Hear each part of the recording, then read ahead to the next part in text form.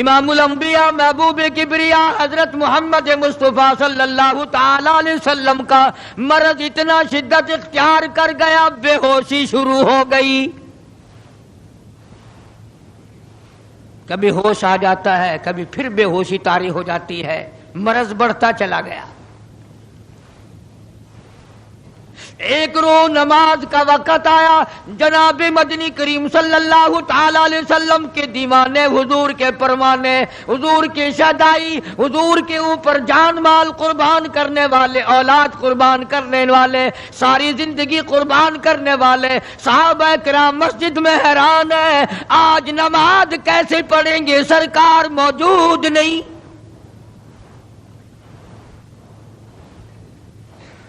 جناب عائشہ صدیقہ رضی اللہ تعالی عنہا نے جناب فاطمہ الزہرا رضی اللہ تعالی عنہا دونوں پریشان ہیں کہ مرض بڑھ گیا ہے، تکلیف زیادہ ہے. ہوش آئی آپ کو، فرمایا اصلی الناس، کیا لوگوں نے نماز پڑھی؟ فرمایا قالوا لا بل ينتظرونك، نہیں پڑھی بلکہ آپ کا انتظار ہو رہا ہے. سارے دیوانے، سارے پروانے، سارے شہدائی، سارے جانثار، سارے غمگسار، ساری زندگی قربان کرنے والے دیواروں کے ساتھ لگے ہوئے کھڑے رو رہے ہیں، کالی کملی والے آج اگر تیرا دیدار نہ ہوا تو ہم مر جائیں گے.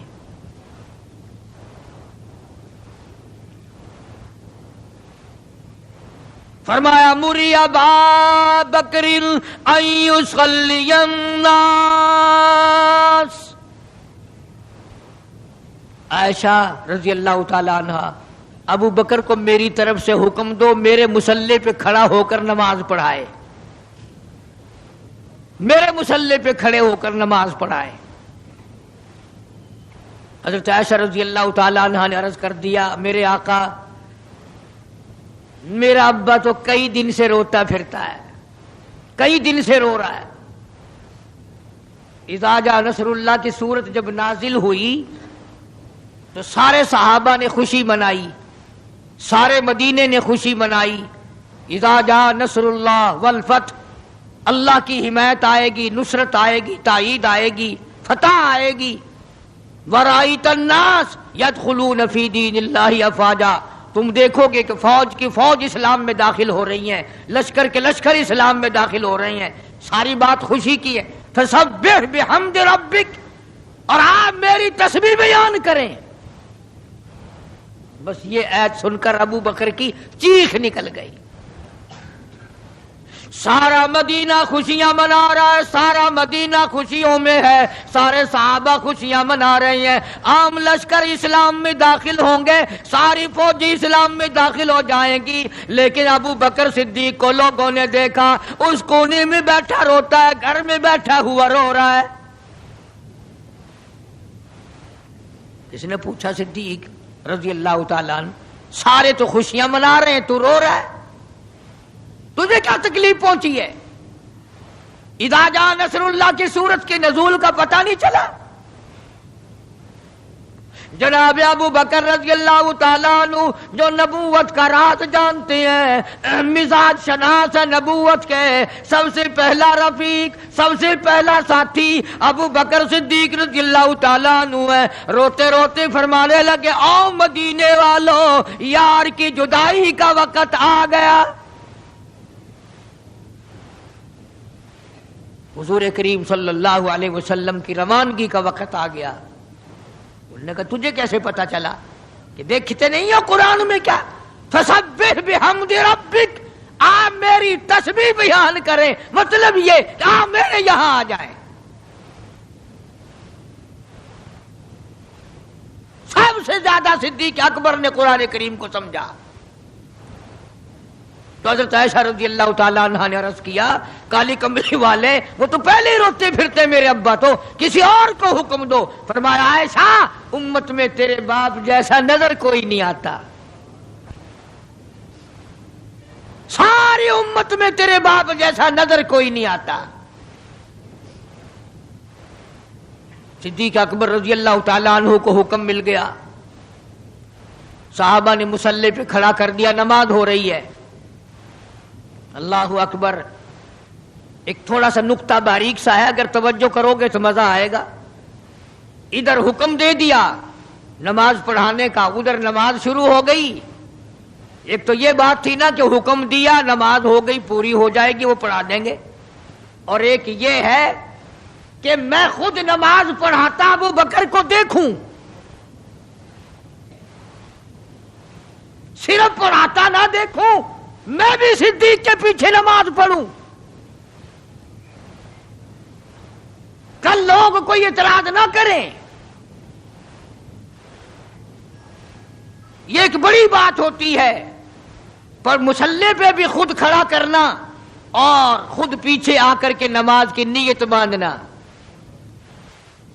دو نوجوانوں کو بلایا، حضرت عباس رضی اللہ تعالیٰ عنہ ہے اور ایک اور صحابی ہے، دونوں کی کندھوں پہ ہاتھ مبارک رکھے اور قدم مبارک گھسٹتے ہوئے مسجد میں تشریف لائے۔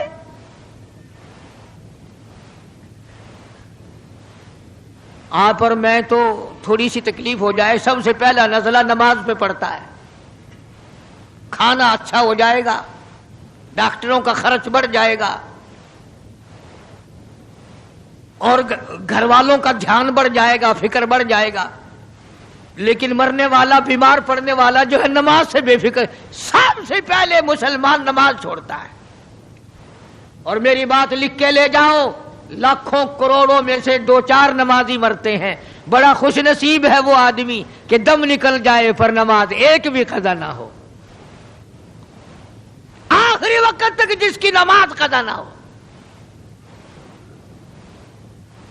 حضور کریم صلی اللہ تعالی علیہ وسلم نے پیچھے آ کر کے نیت باندھ لی۔ ابو بکر کو احساس ہو گیا، پتہ چل گیا کہ صدیق اکبر کو معلوم ہو گیا، حضور میرے پیچھے تشریف لے آئے، نماز میں شامل ہو گئے۔ ابو بکر پیچھے ہٹنے لگے، مصلی چھوڑنے لگے۔ آپ نے فرمایا الزم مکانک، ٹھہرا رو وہیں جہاں میں نے تجھے کھڑا کر دیا۔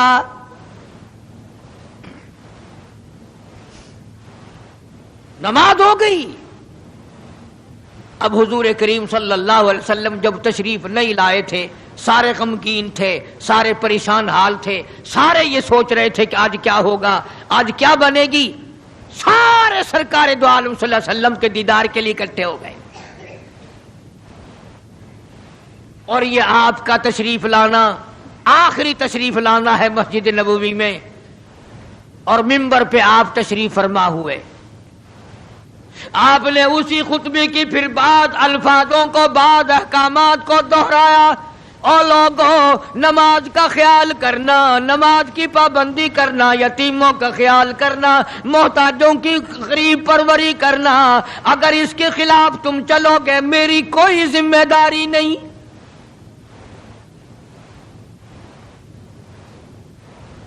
بیماری کی کیفیت کو دیکھ کر، چہرے کی کیفیت کو دیکھ کر صحابہ کرام رو رہے ہیں، سب کا دل اندر سے یہ کہتا ہے شاید آج آخری دیدار ہے، شاید آج آخری ملاقات ہے۔ ادھر خود اعلان فرما دیا، فرمایا لوگوں میری تمہاری شاید آخری ملاقات ہو، آج کی بعد زیارت نہ کر سکو گے، میری بات سن لو، میری بات اپنے دل میں لکھ لو، کلمہ قرآن کو اپنے ساتھ رکھنا، میں یہ قرآن کریم تمہارے سپرد امانت کے طور پہ کر رہا ہوں، کل قیامت میں تم سے واپس لے لوں گا۔